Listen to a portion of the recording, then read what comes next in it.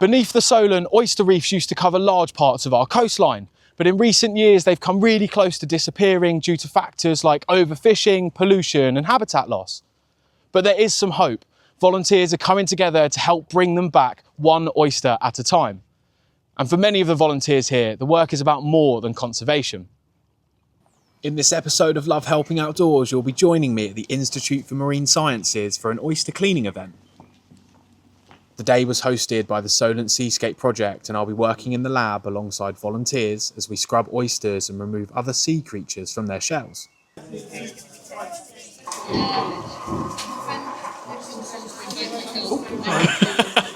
you get that? I did. So stay tuned to learn more about the role of oysters in our ecosystem and hear from volunteers as they share how a day of giving back to nature makes them feel. Yeah, go proper if you want. But first, let's talk about the Solent. The Solent is a 20-mile stretch of sea that separates the southern coast of mainland England from the Isle of Wight. It's one of the UK's busiest waterways and a hub for both commercial shipping and recreational sailing.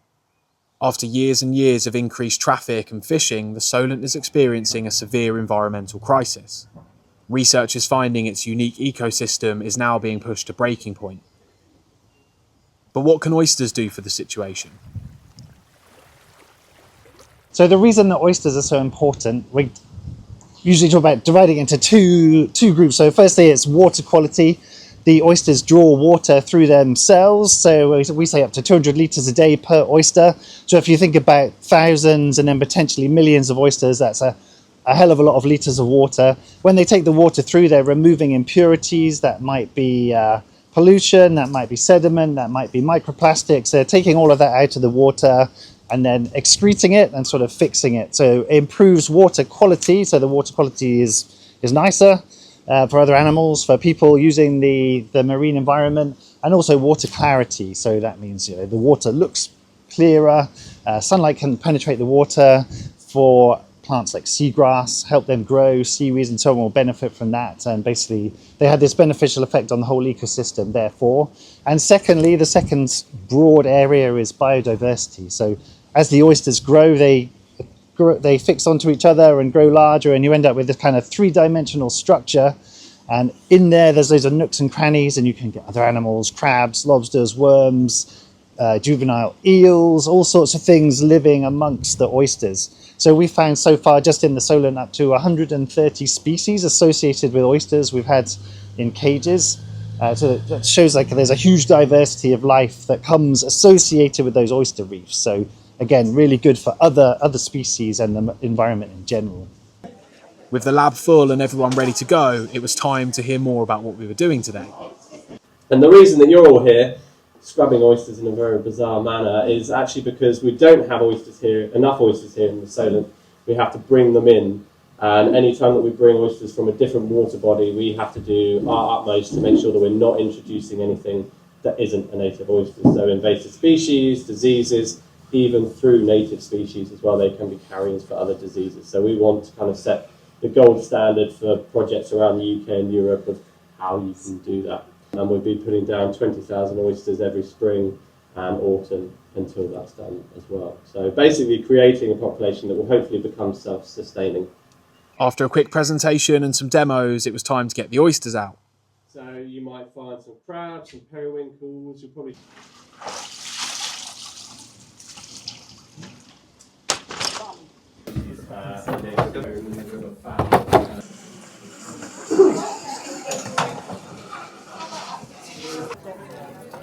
Volunteers worked in small teams to scrape and scrub each individual oyster by hand, keeping an eye out for those sea creatures that might need removing, like this tube worm. Yes. If you can, put it to one side and see what he says. Second day. Okay. It was great to see a room of strangers merge together so quickly. Despite many people coming by themselves, the shared interest in conservation and giving back relaxes the vibe and encourages good conversation. After just a few hours, the oyster prep was finished and they were just a day away from returning to the sea where they can help undo some of that damage. But first, we had to tidy up.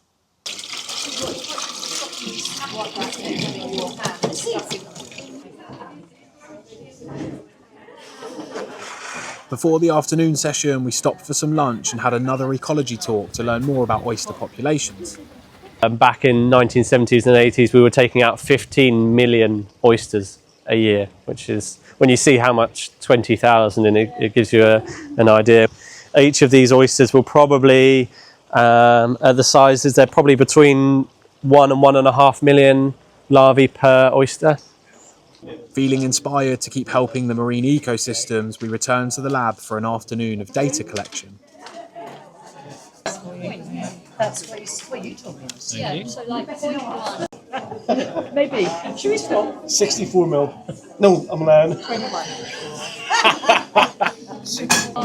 Fattest bit. We collected various size measurements and got the weight of each individual oyster. The data would be used to help estimate the size of the reef that we'd be creating, but also allow us to track their progress as they begin to help the space around them. But the sea isn't the only thing that benefited from today's work. We've had so much fun today, haven't we? Yeah. I'm going to go home feeling like I've done something really good today. I think we were a little bit worried that it was going to be quite serious, and we weren't serious enough for it. We're never serious. But no, it's you know, everybody's been really enthusiastic, and it's just been so much fun. Yeah, We've learnt so much. Yeah, We've had a lovely tour around. Every day's a school day, isn't it? You can, at any age, you can still keep on learning something. But yeah, I've really enjoyed it, and it's pretty amazing actually what is going on that you don't realise is going on your doorstep. I live by the sea, so the sea to me is very important. And having been involved in something like this, I know that if I go to where they're going to be put down, I'll be able to go, I did that, and actually feel that I've taken part and I've been responsible for it. So yeah, it's been really good. Loved it. I've been wanting to take part in this project and been watching it grow, and when the opportunity arose I just grabbed it. Really great to come along and just do something that's really constructive for nature recovery. The best part has been learning how oysters can actually contribute to biodiversity, which I didn't actually know. I thought people just ate them and that was that, but to see how much they contribute to the biodiversity in the sea ecosystem, and ultimately to extending the life of the planet, making it greener, is fantastic. The thing that really struck me is that we're all a complete bunch of strangers, and yet you look around and everybody's talking to each other. No one's attached to their phone. I think in this day and age that's really important. To have an in-person group community involvement is fantastic for the way you feel about life and the way you feel about things going forward too. It's been really enjoyable, so I would recommend anybody, if they've got the time and they can volunteer, then they should. Just give it a go, don't be frightened. If you don't like oysters, you're not actually eating oysters, but you're giving the environment a chance to revive the sea. I would say just do it. Just do it. You won't regret it. You'll get so much from it. It's a fantastic use of time, and you will feel like you've really achieved at the end of the day. Just do it. It's yeah, brilliant. I've had fun. Yeah. Do it again. I'd definitely do it again. We're already like, right, bring it on. Definitely. Yeah. I think this is going to be a new little thing. Yeah, definitely. Yeah. If you've come this far in the video, I just want to say thank you so much for tuning in. If you want to see more conservation stories, then please do like, comment and subscribe to help grow the channel. I hope you feel inspired to find your own opportunity to give back. Whether it helps on land or sea is your choice, but right now our wildlife needs ordinary people like you to stand up and fight for it. There's lots of opportunities out there, and I guarantee you'll help more than just the environment. See you next time.